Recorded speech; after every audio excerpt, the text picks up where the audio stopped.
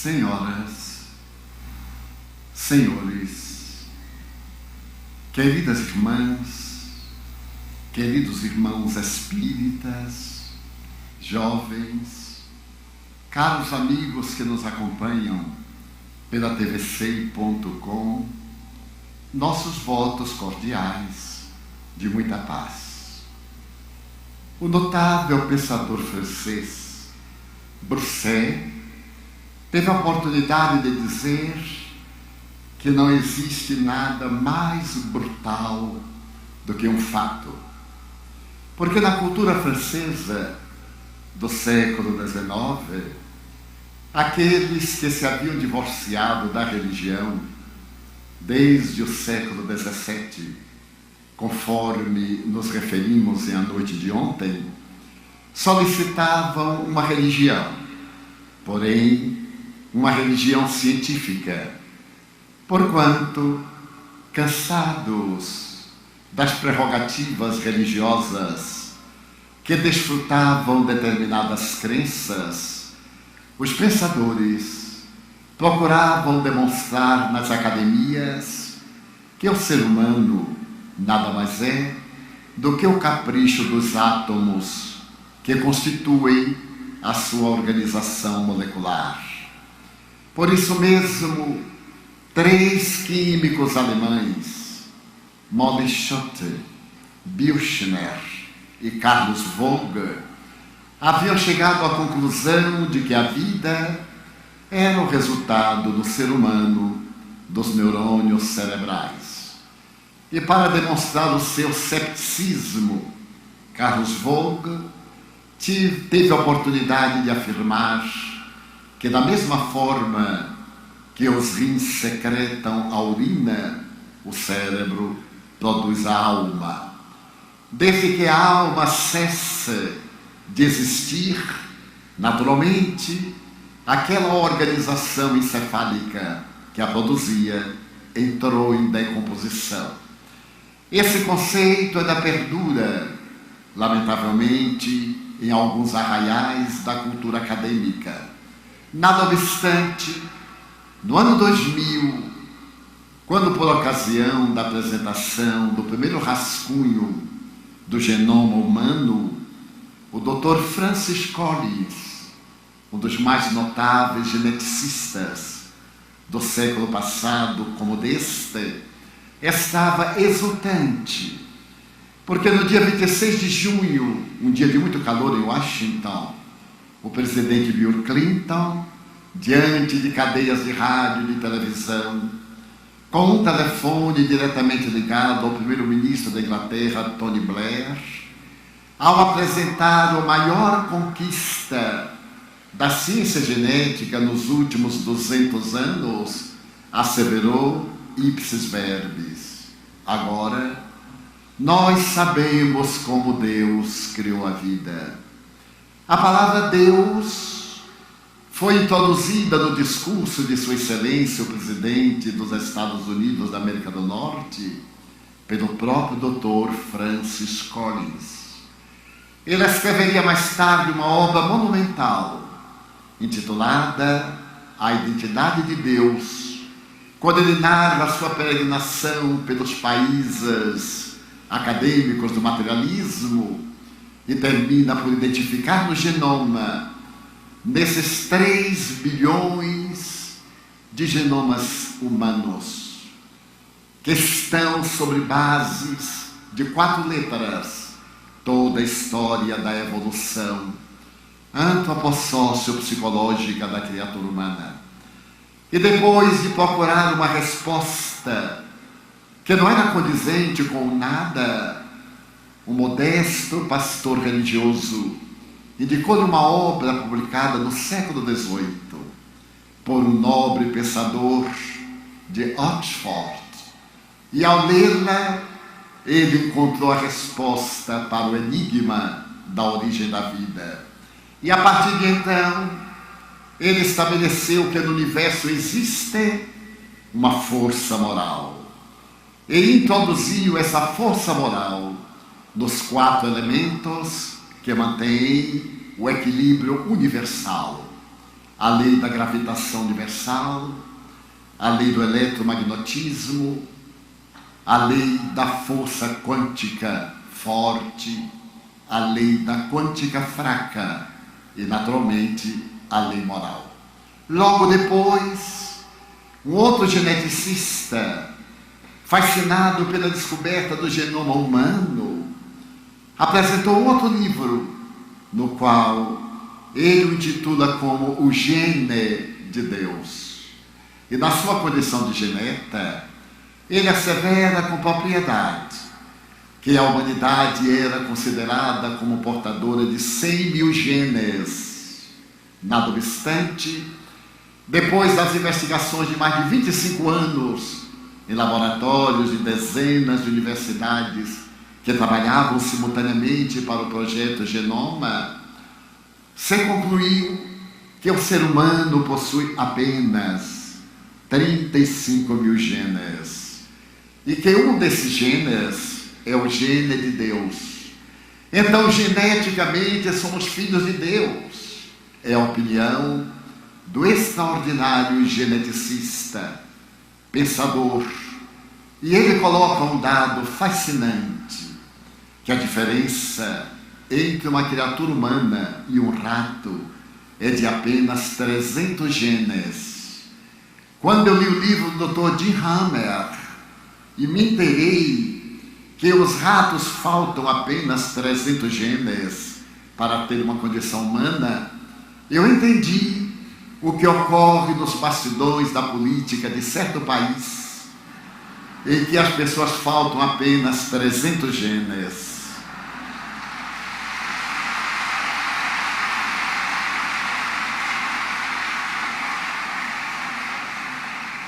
Mas não ficaremos apenas com esses estudiosos, porque o grande astrofísico inglês, doutor e grande pensador Jim, teve a ocasião de dizer que o universo não é uma máquina, é um grande pensamento. E as modernas conquistas na área da astrofísica levam-nos invariavelmente à crença em Deus. Quando a física quântica conseguiu produzir o choque dos prótons no grande laboratório entre a Suíça e a França, a ciência saudou aquele vestígio de luz como sendo o bóson de Higgs. Higgs foi o físico inglês que há 60 anos havia identificado essa super micropartícula, mas que não podia ser demonstrado em laboratório. A demonstração era apenas matemática, porque a física quântica é, sobretudo, a física das probabilidades e lida com dados matemáticos que nos levam a mente quase ao conceito do absurdo. Então Deus voltou à ciência, pelo menos em alguns acadêmicos e em algumas academias, mas foi Allan Kardec que preencheu o grande vazio, que fez a união da ciência com a religião, ao apresentar uma religião científica fundamentada em dados, porque toda ciência parte de uma premissa para uma confirmação. O Espiritismo é a grande exceção. Ela parte de um fato que se autoexplica. Primeiro, os Espíritos vieram dizer-nos que eram mortais. Os fenômenos que nós havíamos observado tinham como causa básica a sua imortalidade, a vida deles antes do berço e também depois do túmulo. E Allan Kardec, com uma sabedoria invulgar, apresenta-nos a grande ponte entre a ciência e a religião, ao enunciar a frase que iniciamos a conferência de ontem: fé imbatível só o é aquela que pode enfrentar a razão face a face em todas as épocas da humanidade. Não apenas no período de obscurantismo, mas em qualquer época da humanidade, esta fé é imbatível, porque ela tem como alicerces os fatos. Para podermos viajar pelos horizontes do materialismo e também do espiritualismo e particularmente do espiritismo, acompanhemos as tragédias do cotidiano e perguntemos como Allan Kardec: que palavra de conforto possui o materialismo para dar a alguém que viu partir na direção da imortalidade um filho querido, o companheiro de muitos anos, aquele ser que convivia conosco e deixa um vazio existencial terrível? Ou como escreveu Leon Denis no seu Depois da Morte, prefaciando a obra monumental, diz o poeta espírita: contemple sobre a mesa de mármore uma criatura querida, cujos lábios se movimentavam para falar, cujos olhos tinham luz e agora jaz, dominada pelo véu da morte. Inevitavelmente se perguntará: a vida termina nesta apresentação destrutiva? E Leon Denis, com muita beleza, afirma: venho confirmar-vos que a vida continua, enxugai as vossas lágrimas. O Espiritismo veio trazer-nos a documentação profunda a respeito dessa imortalidade. Então me permitirei, com a licença dos queridos ouvintes, a fazer uma pequena análise em uma tragédia do cotidiano. A Segunda Guerra Mundial havia terminado, e esses dados eu extraio de uma obra que foi publicada entre os anos 1950 e 60, de um notável pensador, pastor holandês, de nome Pierre Van Passen. A obra intitula-se Estes Dias Tumultuosos, e narrarei a experiência de Pierre Van Passen com as minhas próprias emoções e as minhas próprias conclusões. Naquele tempo, escreveu o eminente pastor, encontrava-me em Paris. Paris ainda apresentava as imensas feridas daqueles dias dolorosos da Segunda Guerra Mundial. E havia escolhido Paris porque toda a minha família havia sido consumida pela guerra. Optei pela grandiosa cidade para poder contribuir no restabelecimento da vida, dos ideais, sendo pastor de uma igreja da área da minha denominação religiosa.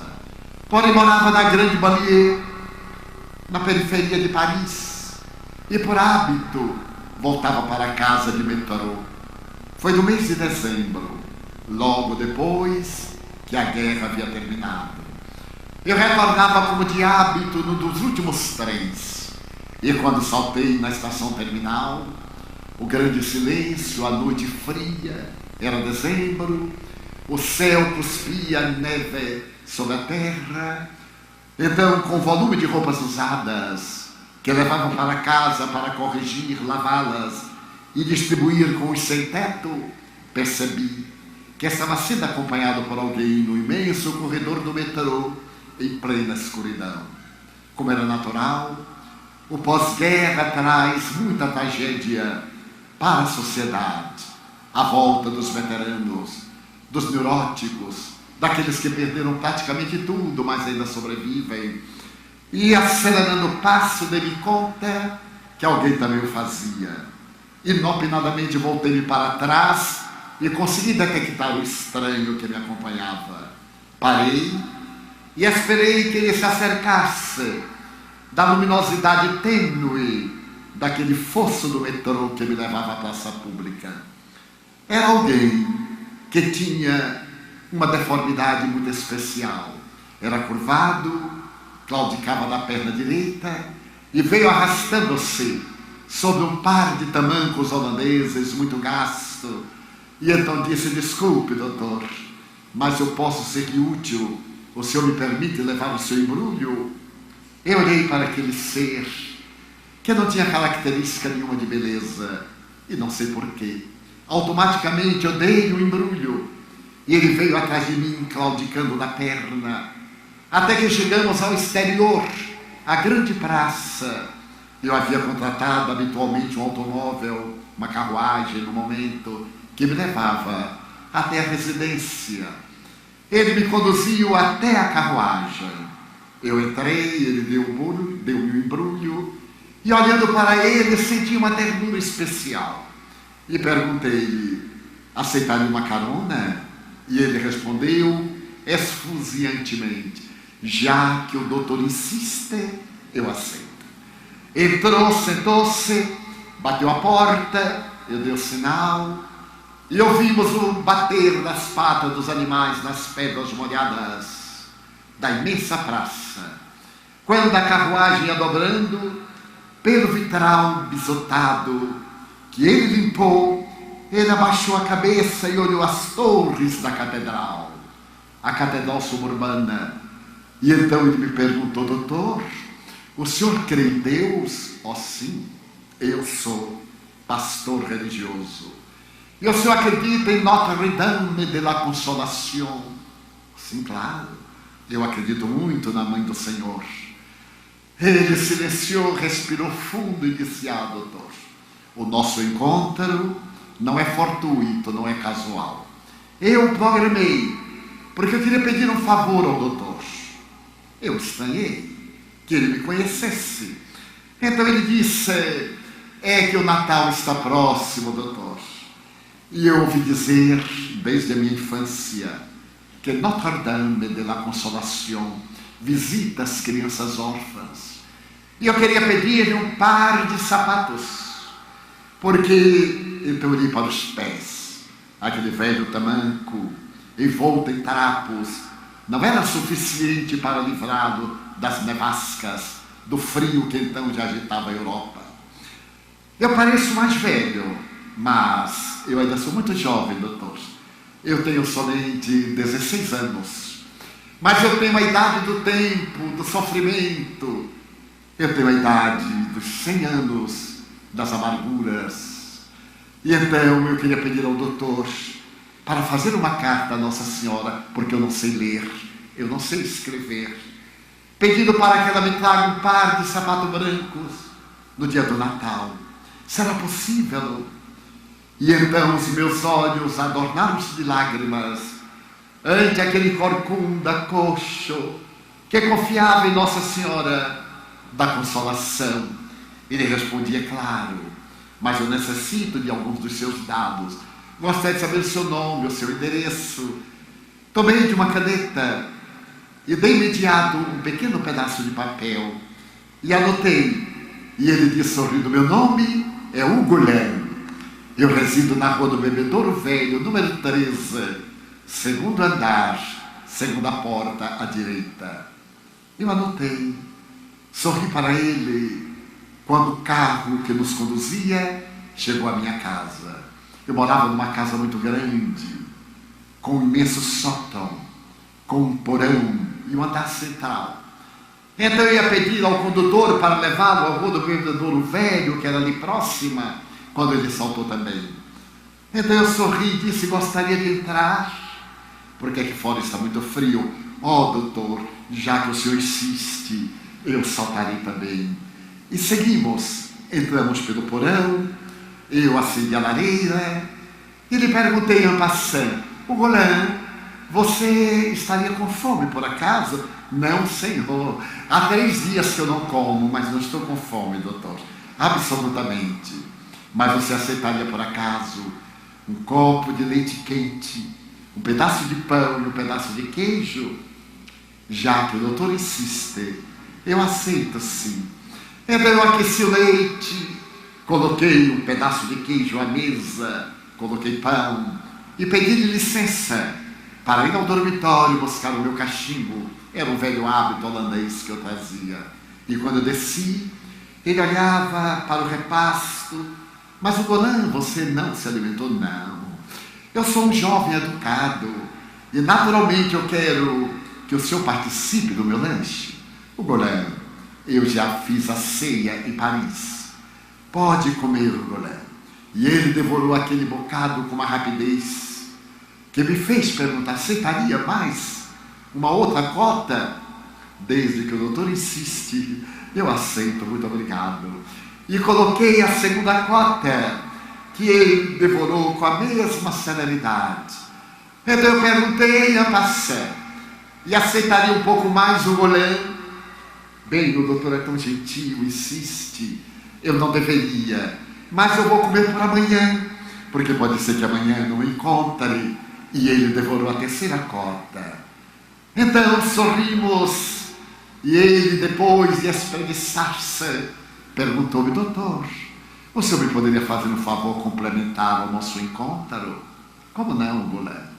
Poderia colocar no gramofone aquela música Nas Asas de uma Canção, de Mendelssohn? Mas, o Golin, como você sabe que esse disco é o meu preferido? Ele sorriu, meneou a cabeça. Eu me acerquei do gramofone, coloquei o disco, e aquele homem deformado começou a sorrir, com um semblante angelical. Ele levantou-se, aqueceu as mãos na lareira e disse: doutor, se eu lhe contar um pouco da minha vida, não fique surpreso. Como ele disse, eu moro na rua do Bebedouro Velho, número 13. E ali é um bairro relativamente italiano. O senhor sabe como são os italianos, as mulheres estão sempre grávidas. E elas não me permitem ficar em casa durante o dia, para que a minha feiura não passe para os seus filhos. Os italianos são supersticiosos, doutor. Então eu tenho um quarto, sim, que eu pago. Eu não vivo de esmola, eu faço favores. Eu carrego embrulhos e as pessoas me retribuem. É uma forma digna de viver. Eu trouxe, por exemplo, o embrulho do doutor, e o doutor me retribuiu dando-me esse lanche. Então eu saio muito cedo e volto muito tarde. E numa dessas noites que fazia muito frio, eu passei por aqui e ouvi que saía pelas vibrações da janela uma doce música que me envolveu. Eu fui para lá, fui para cá, e a música me envolvia, a música me consolava. E no dia seguinte eu fui a Paris, fui a uma casa de discos e me aproximei de uma vendeusa e perguntei: por acaso vocês têm aqui essa música? E comecei a trautear a canção. Então a jovem disse: meu Deus, corpo de Frankenstein com alma de artista, é claro.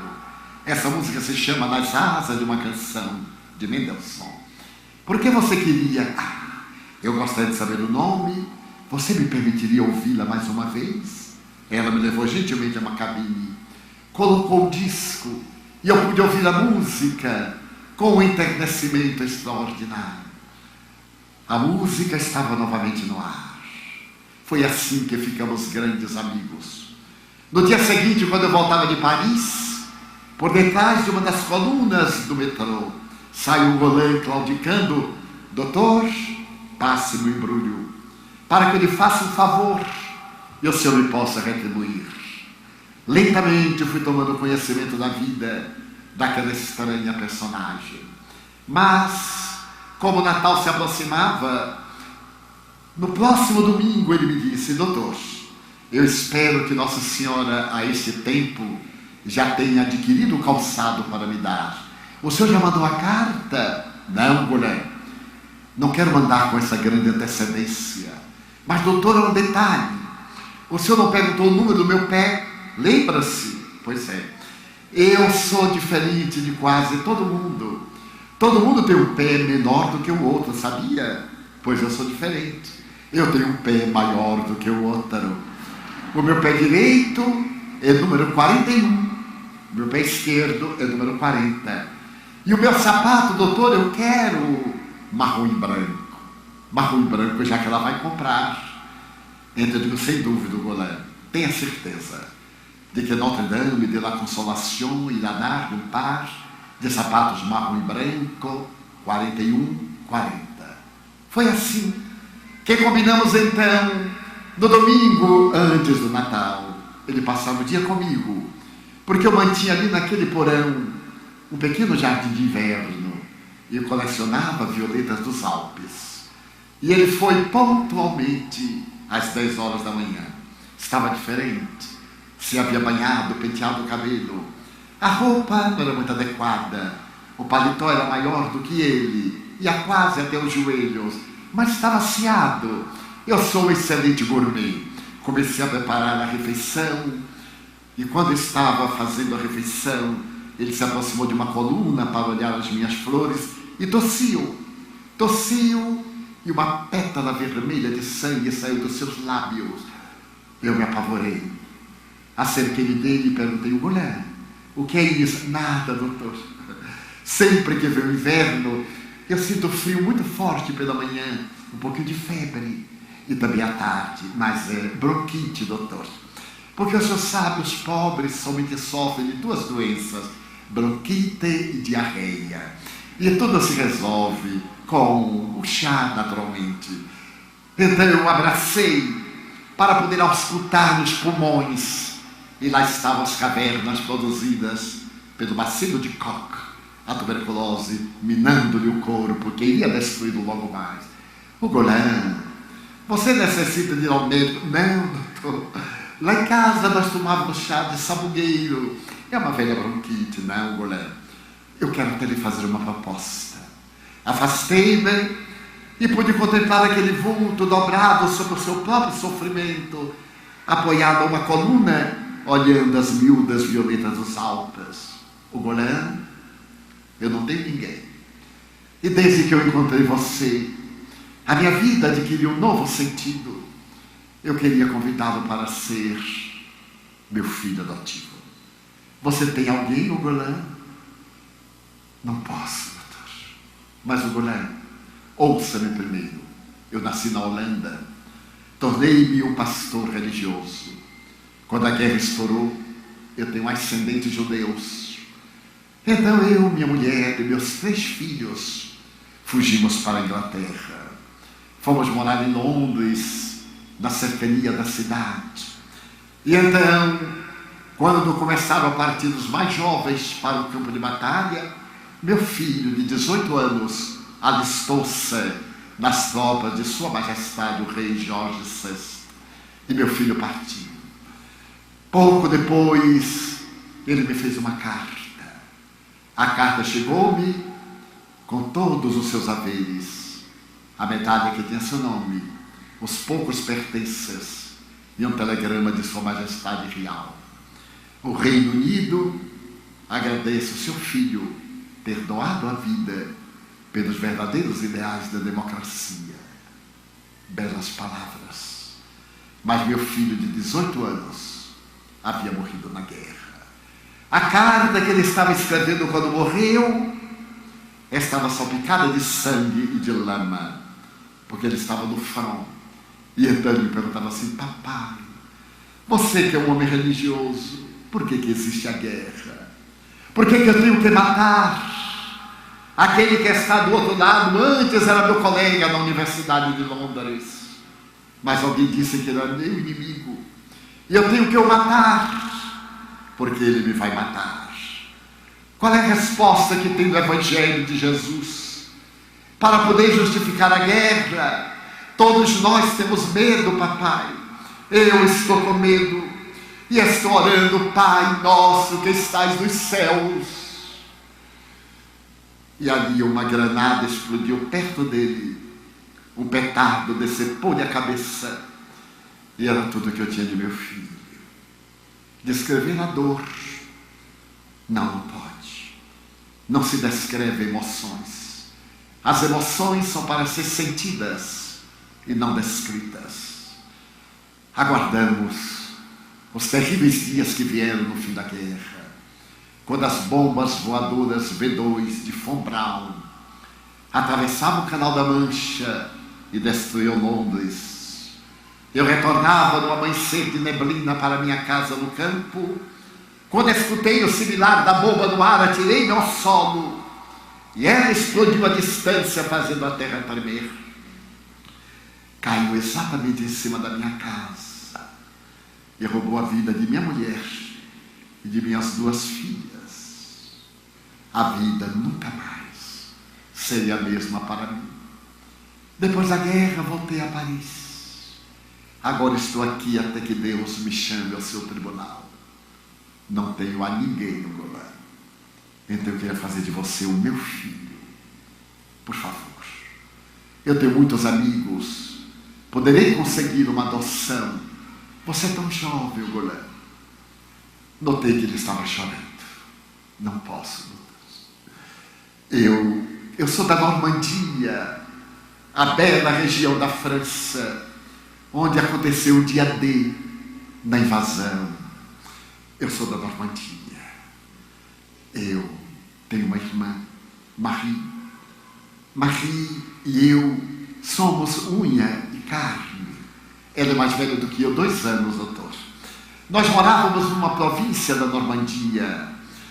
E minha mãe era um anjo, meu pai, um homem generoso, e nós, os seus filhos, mimados e criados com ternura.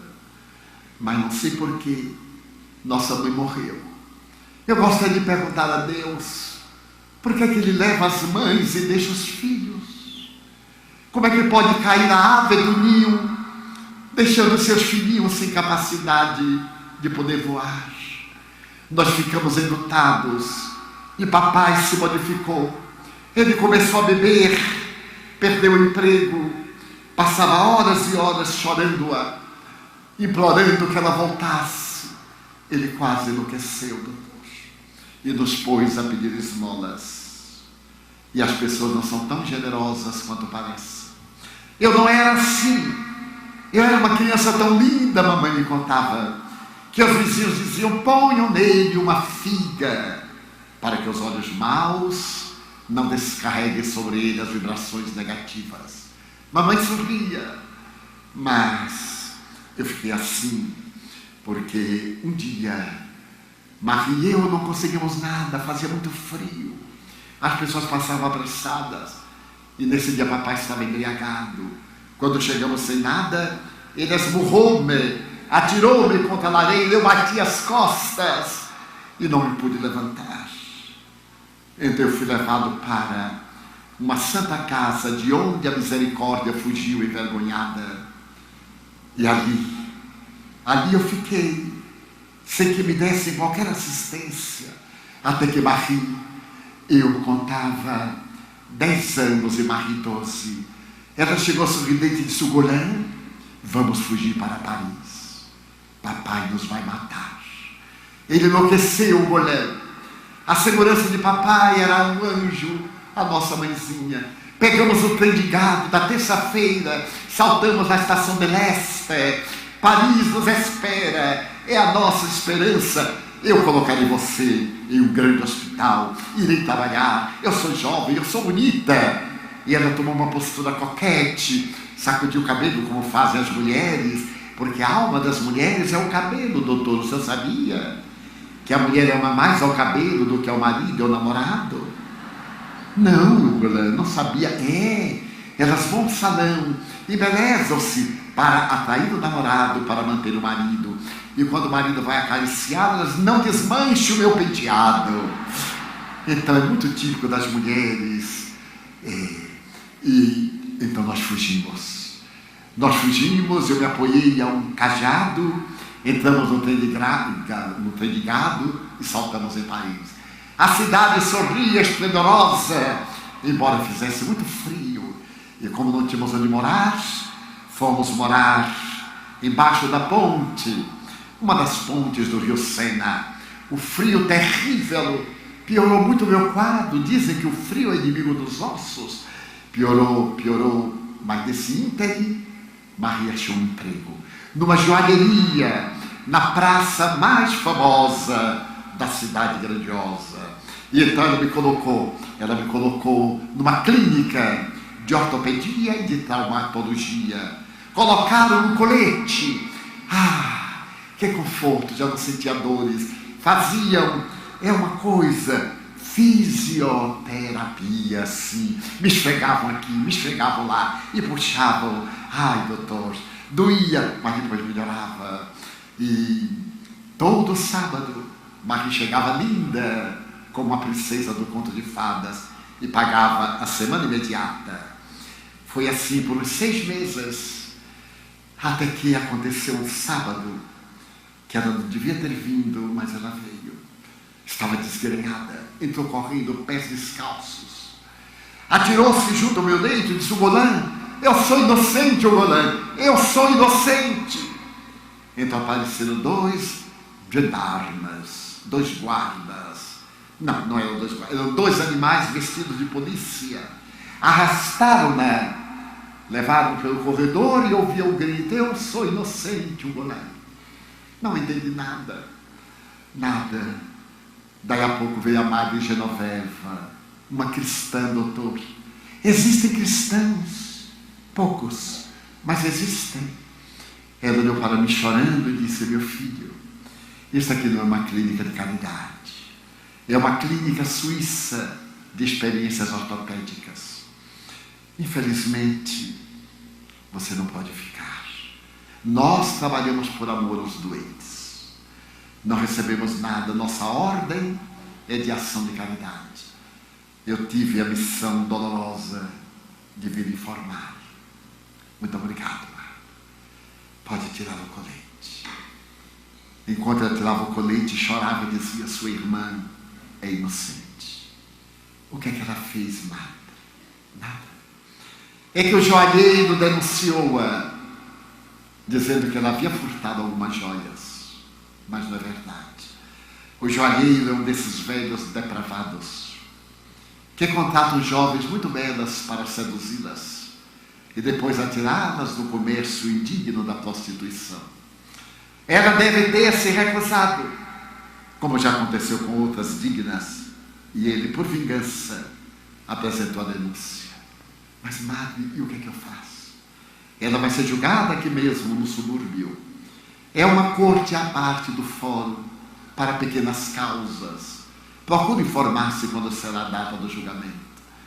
Eu saí claudicando, ela me deu um apoio, uma bengala de apoio, e chorando me disse: au revoir, que Deus o abençoe, meu filho. E eu saí para enfrentar novamente a vida. Eu descobri o dia que ela ia ser julgada. 2 meses depois, eu estava no tribunal.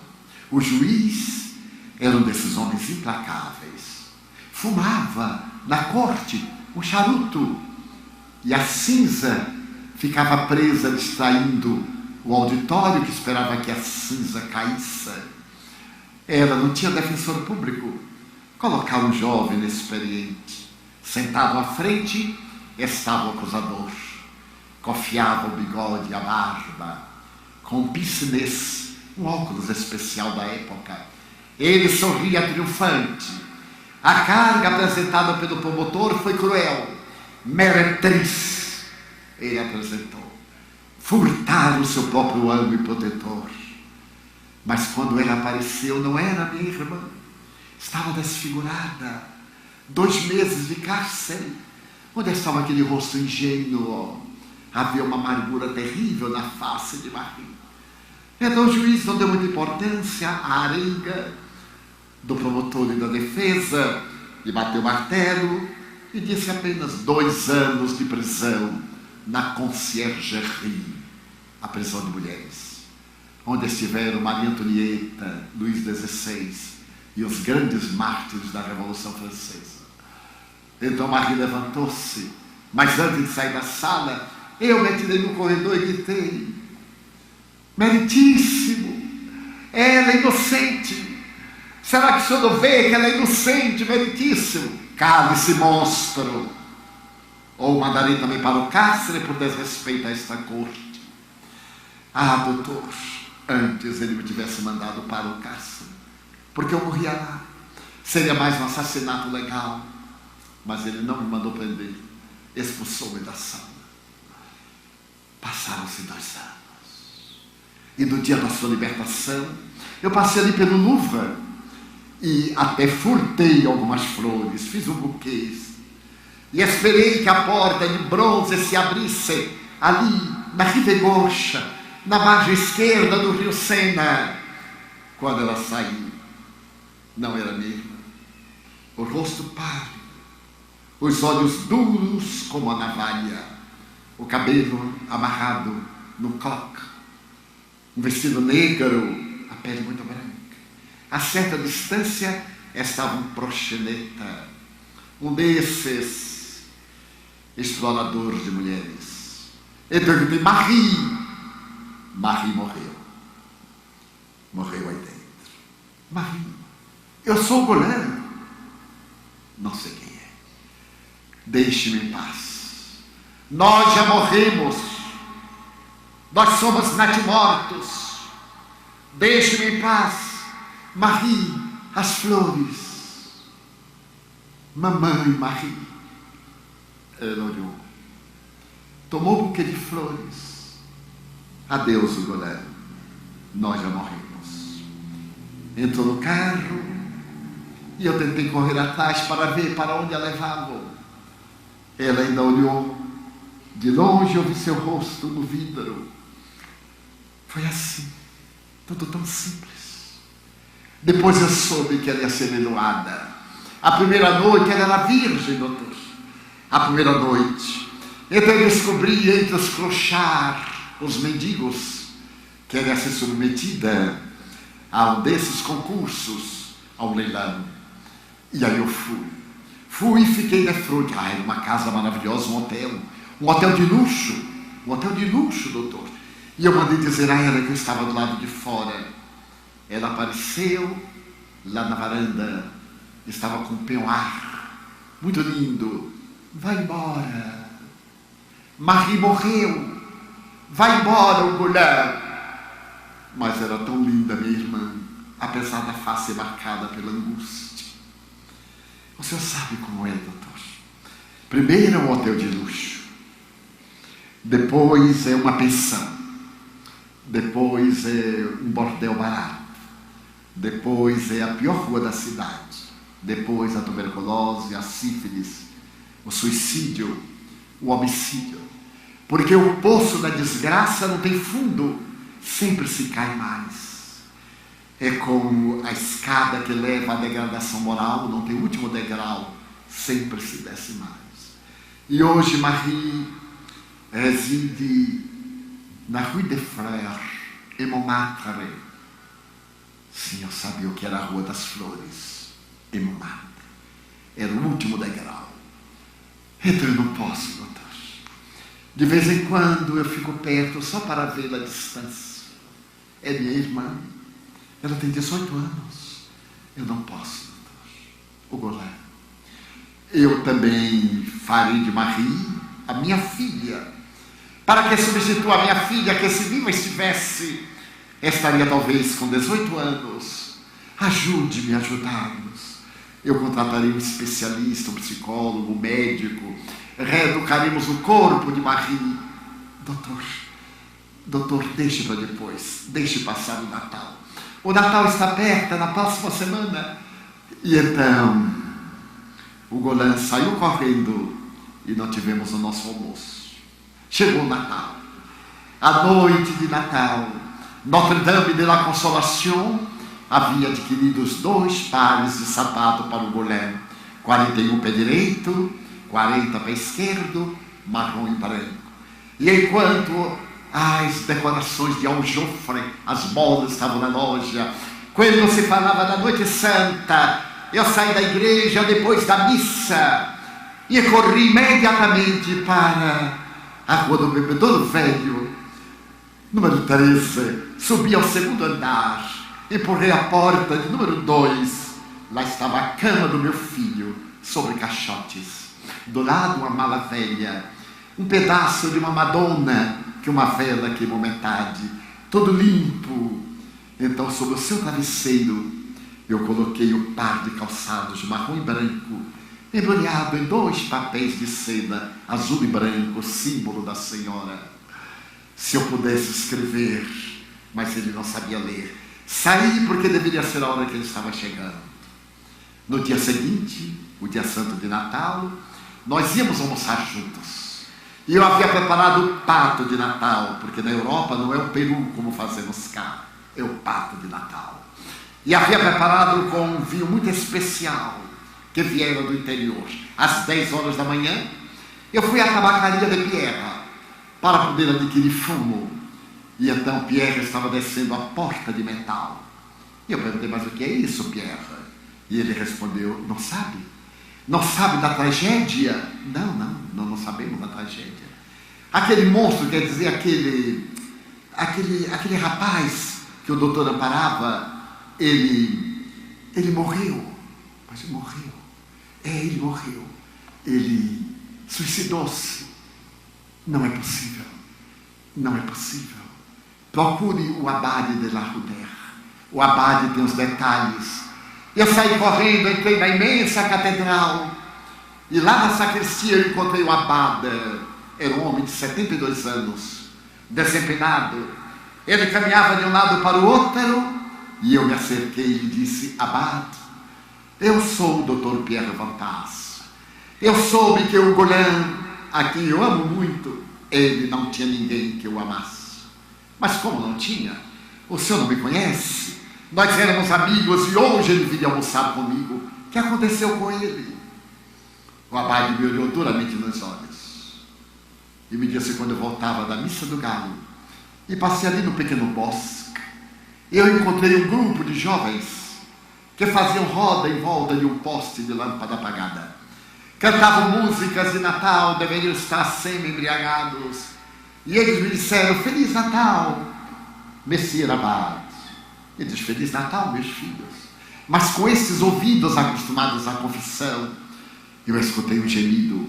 Parei e vi uma sombra amarrado ao poste. Estava um corpo nu, branco como a neve. Os jovens passavam, esbordoavam, chutavam-no. Eu me aproximei e gritei: vândalos! Como podem fazer isto na noite de Natal? O corpo estava derreado em cordas, as vestes no chão. Eu tentei erguê-las, vesti-las, hematomas, equimosas. Então eu desamarrei as cordas, segurei nas minhas mãos vigorosas aquele corpo e trouxe-o aqui para a sacristia. Mas quando eu estreitei aquele jovem ao meu ombro, ele perguntou: abade, é verdade que Jesus nasceu? É, meu filho. É mentira, abade. Ele não nasceu. É uma lenda que os ricos criaram. Não, meu filho, não blasfeme. Abade, por que fazem isto comigo? Não sei, meu filho. É um dos mistérios de Deus. Eu não sei. Hoje é Natal, abade. Meu filho, não diga nada. Coloquei-o naquele divã. Ele chorava. Os seus olhos traduziam todo o sofrimento da humanidade. Então, eu coloquei-o numa cadeira, preparei o divã e disse: durma, meu filho. Uma noite de sono lhe fará bem. Vamos limpar o sangue, o sujo dos hematomas e das feridas. Não, abade, está tudo bem. Mas eu insisti, ele deixou, como um cordeiro, com tecido e gaze. Eu lhe fiz alguns curativos. Deite-se, meu filho. Como se chama? O Golan. Deite o Golan. Nossa Senhora da Consolação virá naturalmente abraçar você. Amanhã às 7 horas eu estarei aqui para a primeira missa. Apaguei a luz e saí. Quando eu cheguei hoje às 7 horas da manhã, a cama estava intocada. Fiz a celebração. No momento eucarístico, enquanto eu erguia o ostensório, 2 crianças entraram correndo: abade, abade, tem ali no rio um corpo. Alguém está morto no rio. Eu deixei Nosso Senhor no altar, saí correndo. Retiramos o corpo e a polícia que levaram não admitiu. Eu trouxe para a catedral e o senhor está convidado para o sepultamento. Ele está numa essa no meio da catedral. Eu me sentei. Não era possível. Na noite de Natal. E não é tudo.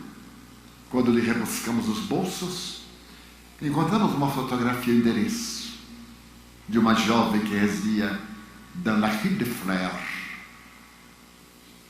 Mandamos lá um funcionário, um policial. E o policial foi falar com aquela jovem. Ele subiu 3 andares. Ela estava se preparando para o festival da indignidade. E ele perguntou: Marie, algum parentesco com o Golan? Que fizeram com meu irmão? Nada, senhorita. Eu venho aqui numa missão delicada. o abade de la Rudère, é que o Golan suíta, ele suicidou-se. Não, ele não se mataria nunca. Ele foi assassinado, senhorita. Ele suicidou-se. Ele caminhou até o rio e atirou-se lá dentro. Mas alguém o matou antes. Bateu a porta na cara do policial. Se ouviu o estampido. Quando ele arrombou a porta, ela estava caída numa poça de sangue. Eu mandei buscá-la. A igreja não oferece terra sagrada para os suicidas, mas eu ofereço. Eles não são suicidas. Eles foram assassinados pela impiedade humana. Às 3 horas, venham ouvir o meu sermão. Eu pedi a todos do bairro para cessarem quaisquer negócios. E aquele que não vier hoje à celebração, eu excomungarei. Eu não saí da igreja, não tinha pernas. Às 3 da tarde, a igreja estava repleta, o silêncio. Quando então o órgão começou a tocar o salmo da penitência. E o coral, ó Israel, Israel. O abade de la Rudère parecia mais velho do que antes. Subiu a escadaria do púlpito. Ali estava os 2 caixões brancos como a neve. Porque eles eram puros, disse o abade, eram puros. E então o abade olhou lá de cima e gritou: cristãos! A palavra era semelhante a uma chicotada. Quando eu morrer e Deus me perguntar, abade de la Rudère, que fizeste das ovelhas que eu te confiei, eu abaixarei a cabeça e não direi nada. Então o Pai Celestial me perguntará por segunda vez, abade de la Rudère, que fizeste das ovelhas que eu te confiei, eu menearei a cabeça sem poder dizer nada. Mas quando ele me perguntar pela 3ª vez, e disse silabando, abade de la Rudère, que fizeste das ovelhas que eu te confiei, eu direi, não eram ovelhas, Senhor, eram lobos vestidos de ovelhas. Desceu e entre os 2 caixões, acompanhado por outros, ele os carregou a 2 covas abertas no jardim da catedral, para que eles ficassem juntos na imortalidade, já que não puderam ficar juntos aqui na terra. Pierre Van Tassen fala daqueles dias tumultuosos, mas o que me impressionou é a narrativa do notável escritor holandês e sacerdote, é que as suas religiões não puderam explicar a Hugo Lin por que ele era assim.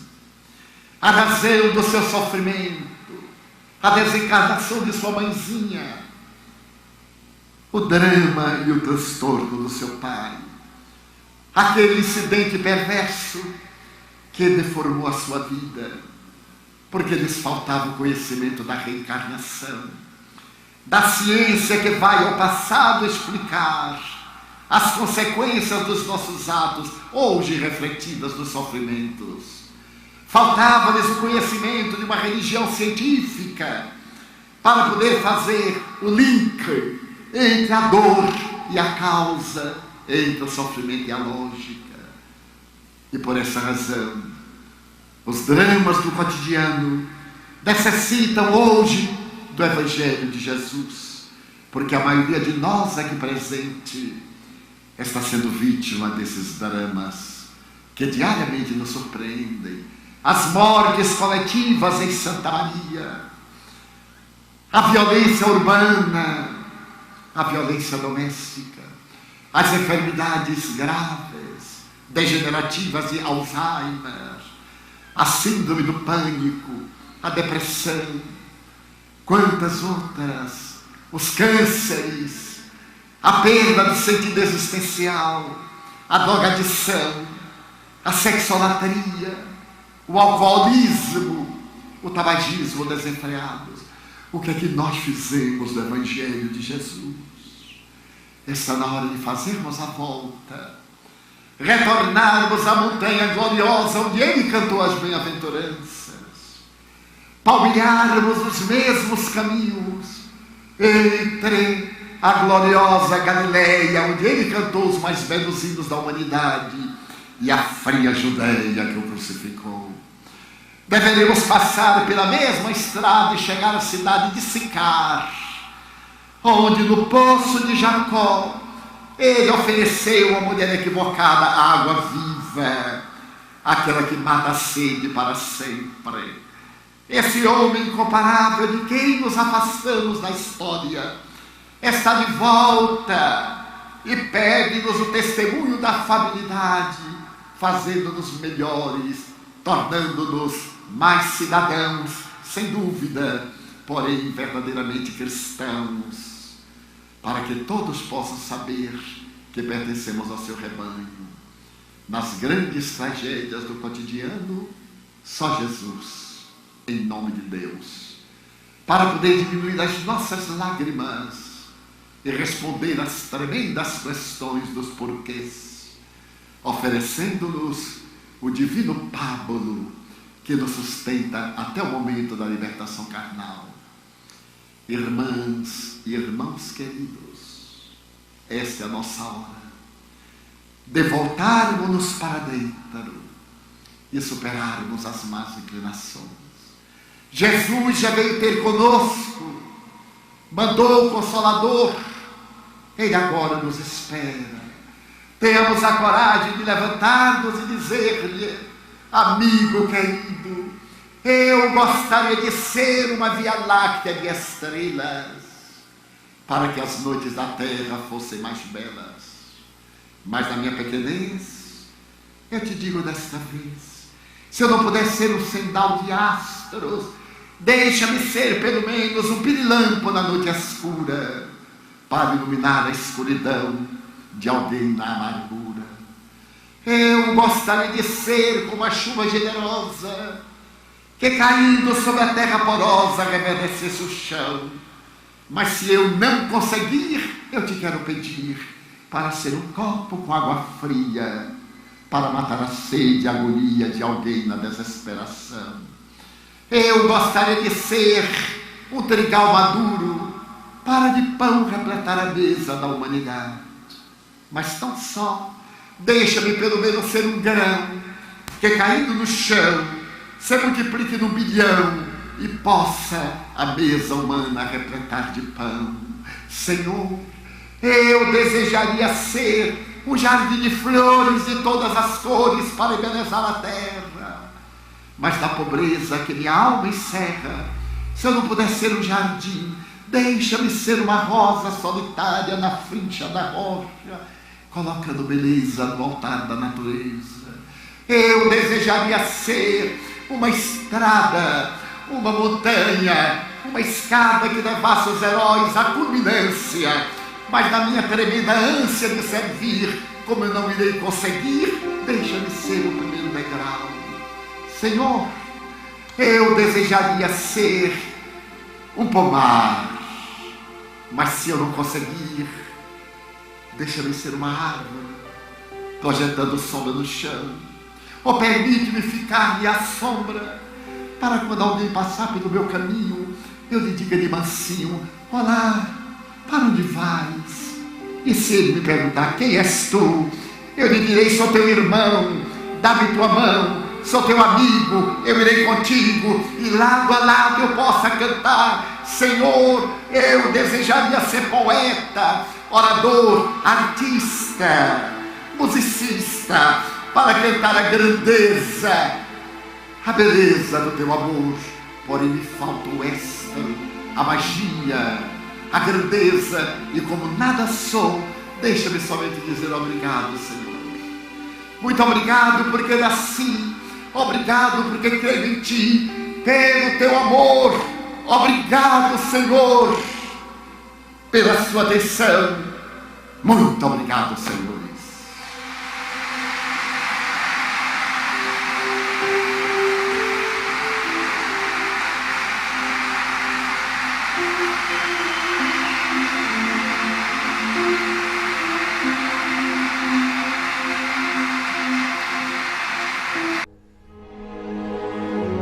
Amém.